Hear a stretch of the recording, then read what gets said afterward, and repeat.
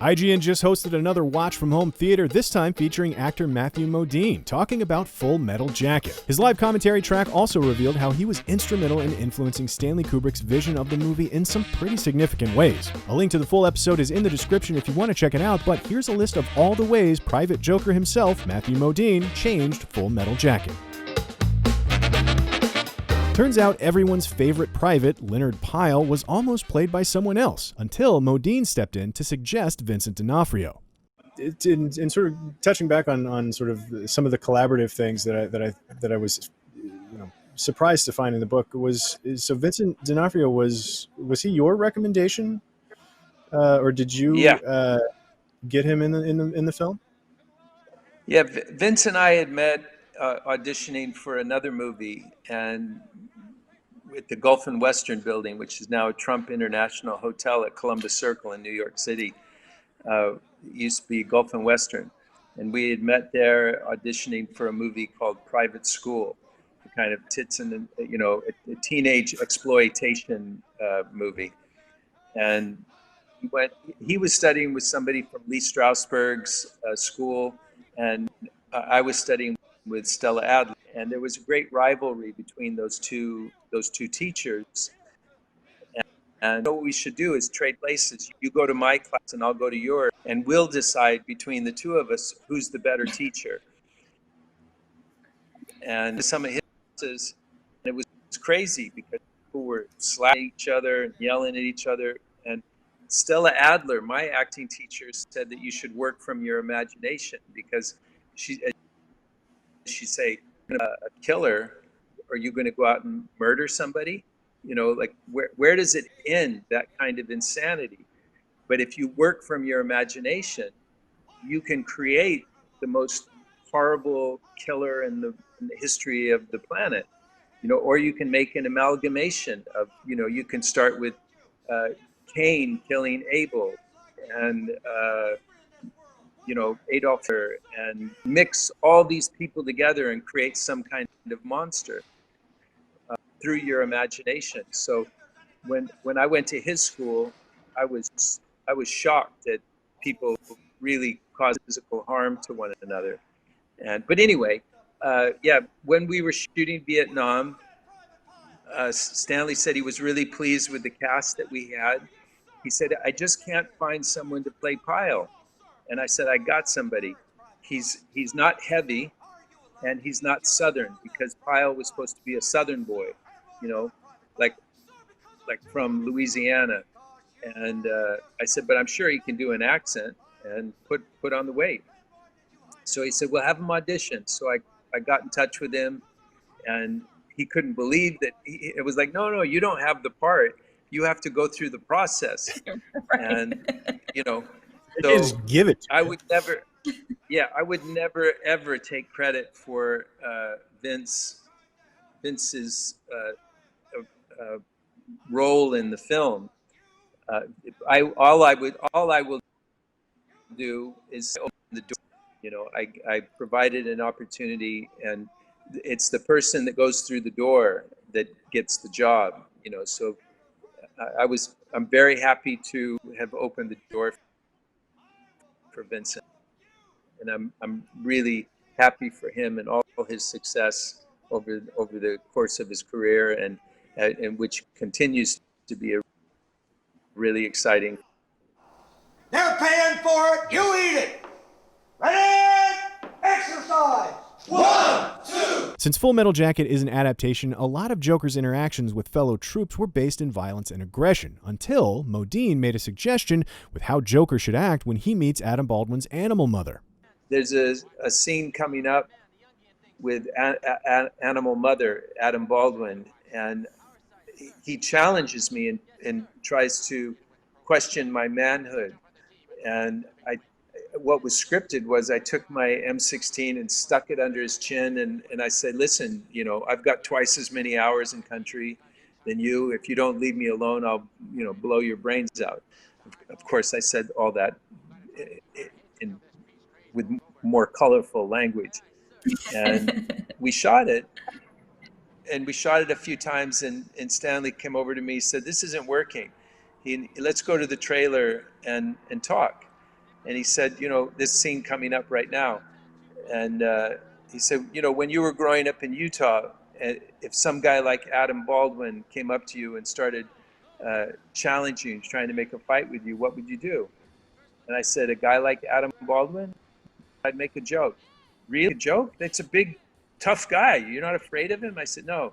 The guys I'm afraid of are guys like Arliss. The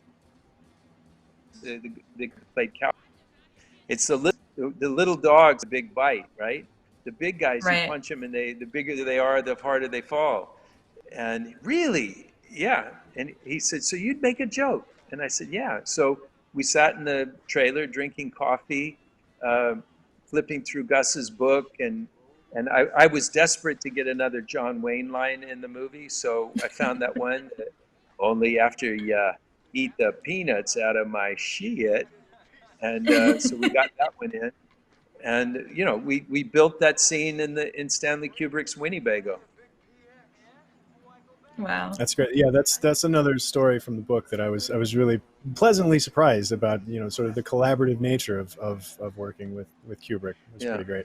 And we're getting there's somebody watching with the handle Beetlejuice X, I guess.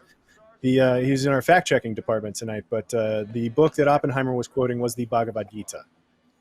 So thank you for that. There we go. Thank you very much. Thank you, Beetlejuice. I know. I was going to say, who's going to say it the third time? And here's the scene with Animal Mother that you're talking about, yeah? Yeah. So, see, it's turned into a smart aleck, a private joker scene, instead of me getting in a fight with. Yeah, and it makes it makes a bunch of sense with the character too, which is cool. Would have been strange. Knowing that you shot this portion first, did the smart alecky response inform any of the boot camp kind of smart alecky? How many times can I keep saying smart aleck? But any of that kind of like sassy nature of Joker there, or was that always kind of the intent for him from the start? Yeah, I mean, this is the guy who says in the first line in boot camp, he says, "Is that you, John Wayne? Is this?" So that's the same kind of guy, the same. Yeah. And before he gets boot camp, beats the shit out of him. But under fire, Animal Mother's one of the finest human beings in the world. All he needs is somebody to throw hand grenades at him the rest of his life. Modine even went so far as to suggest to Kubrick that they should end starting small with a gun jam. So this was my idea. I told Stanley, I said, my gun should jam, because the M16s were notorious for jamming. And he said, I love it because he could do all this right here. Right. So in that column, the bullet hits they put in the wall, one of them exploded in, my head got too close. That's me holding my head going, fuck, I just lost the hearing in my left ear. And even ensuring that Joker survives. There's one thing that I wanted to ask you about from that reading in your book I thought was really cool. Was there's the original ending in the script was different than this, right? And that was something that you and in the diary, that's something that Kubrick kind of checks in with you about over the course of the filming. Like, have you given any more thought to the ending? And is something that he asked you a couple of times in the diary. But like, what was the evolution? He asked me. Well, Joker died in the Mickey Mouse. When we were singing Mickey Mouse, that place was supposed to, like, bombs start dropping and things are exploding, and the voiceover said something like, "Your feet tell your brain or tell your mind to pick your body up and to run from these bombs that are pursuing you." And then it goes into my thoughts drift back to Mary Jane Rottencrotch and the Great Homecoming Fuck Fantasy.